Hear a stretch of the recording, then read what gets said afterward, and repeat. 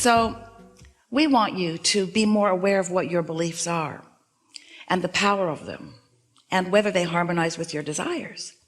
A belief is just a thought that you continue to think. That's all it is. It's just a practiced vibration. And so if you've got practiced vibrations about your desires, but contradictory practiced vibrations about how you don't believe that, then you're not gaining ground. And if you're like most people, you become discouraged, and then you look for other reasons to explain why it's not going better for you. As you compare the results, the manifestational, actualizing, materializing results that others are getting as they're turning their thoughts to things, as you only measure the results, you do yourself a disservice because you have no way of knowing what their thoughts were that produced those results. So we are not encouraging you to evaluate your method by what others are accomplishing. We encourage you to evaluate your method by how you feel, by what you're doing with your energy. Because if someone else is getting really good results, it's a sure thing that they're not splitting their energy. And if you could get up close to them, you would hear them saying things like, I really like that, and I'm really looking forward to that, and this is a really good thing.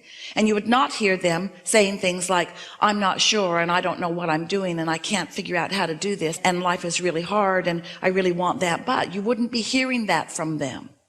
But if you're not aware of your own emotions, if you're only listening to words that people are saying and only observing the results that others are getting, then you're not giving yourself the opportunity to really understand what's going on with you. And what's going on with others really doesn't have anything to do with what's going on with you. You are the most technologically integrated society that has ever been, which means you've got your nose in a lot of places that does not serve you. We really think you should call it nose book.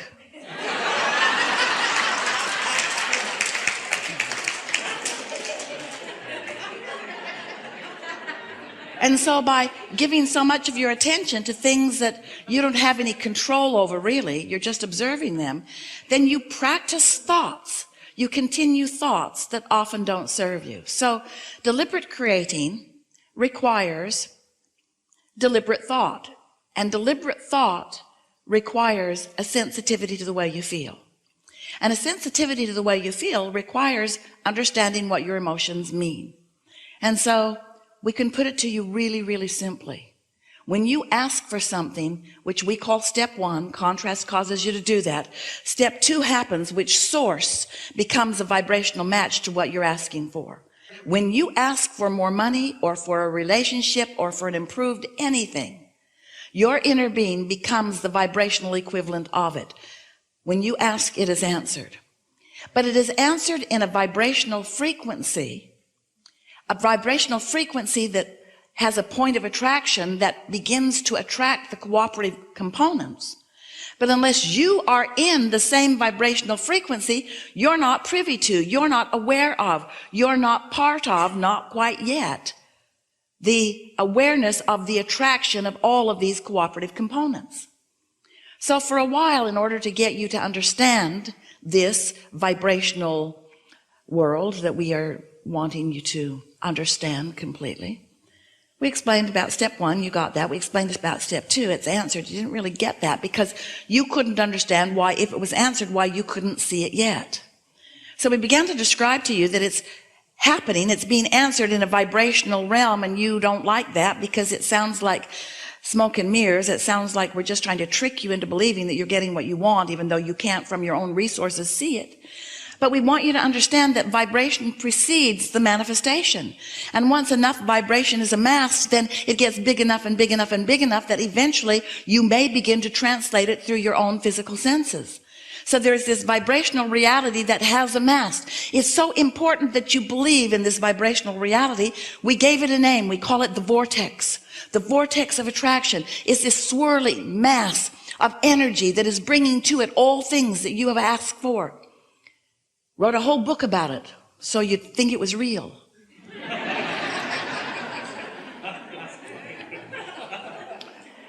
And you began to sort of take our word for it a little bit, but we began to hear you say things like, all right, Abraham, you've talked about this vortex. Esther's pointing her arms at this invisible stuff over here, and your voice gets louder and louder and happier. You talk about this vortex of creation where everything you want is.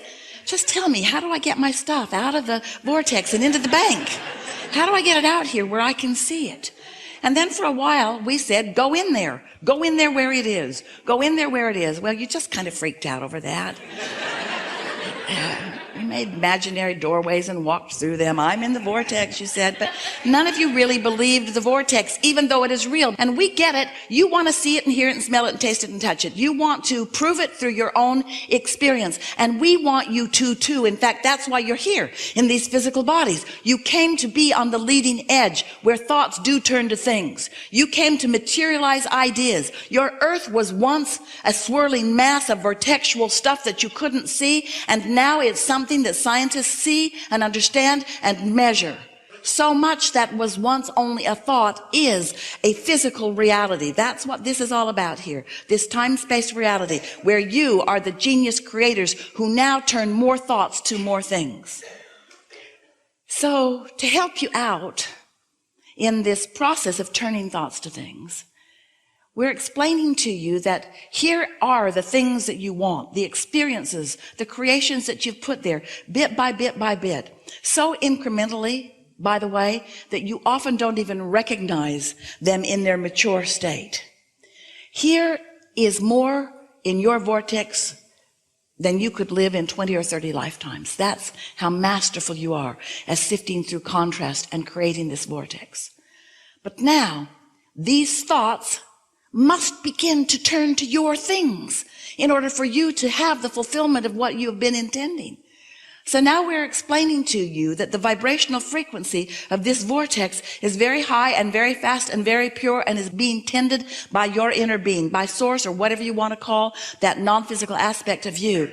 And you, if you want to open that passageway, if you want to open that channel, if you want to be the one who receives, if you want to be in the inspired place, if you want your timing to be good, if you want to be tuned in, tapped in, turned on so that you can translate the frequencies, because remember, you can't set your radio dial on 98.7 and hear what's being broadcast on 101. You cannot receive something that is a different vibrational frequency.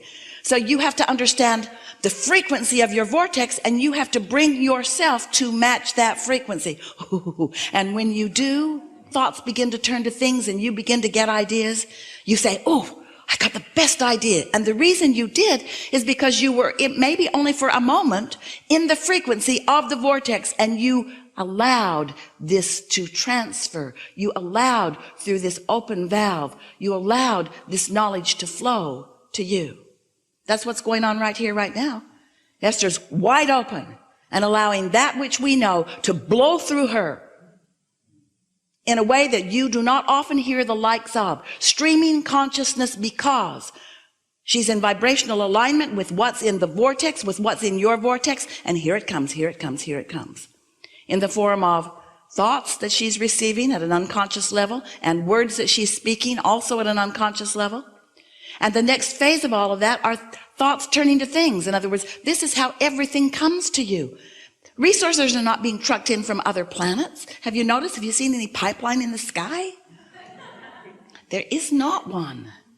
It's the resources of this time-space reality in combination with the powerful new thoughts that you are discovering, causing you to allow your new world to continue to evolve.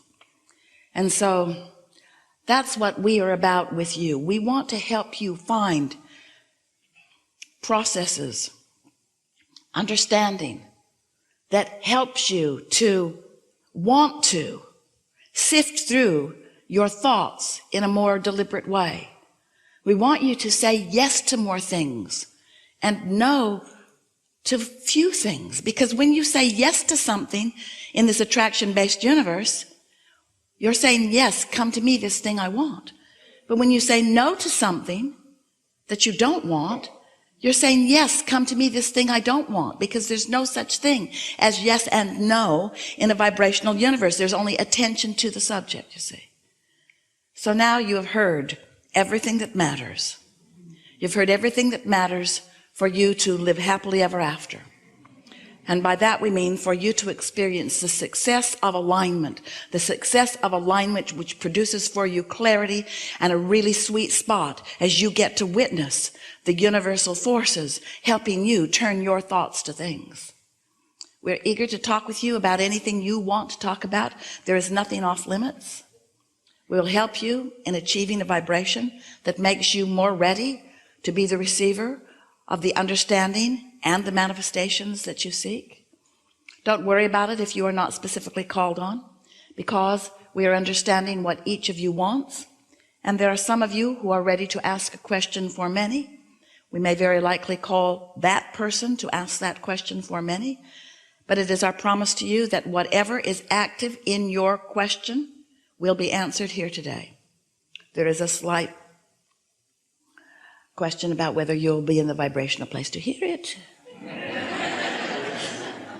But it's going to be a really good day.